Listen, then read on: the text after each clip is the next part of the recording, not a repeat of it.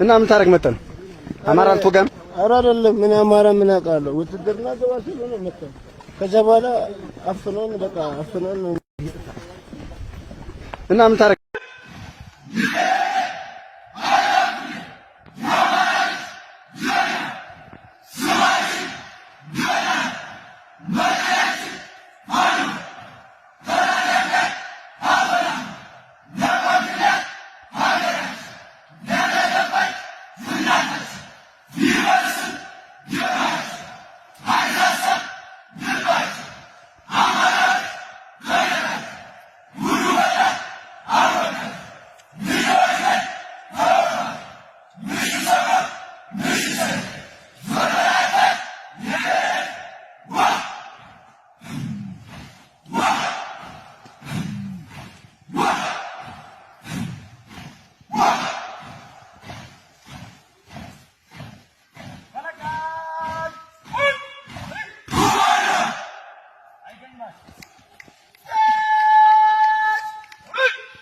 አማራውን መብት አስከብራለሁ ብሎ መጀመሪያ ከመጣ በኋላ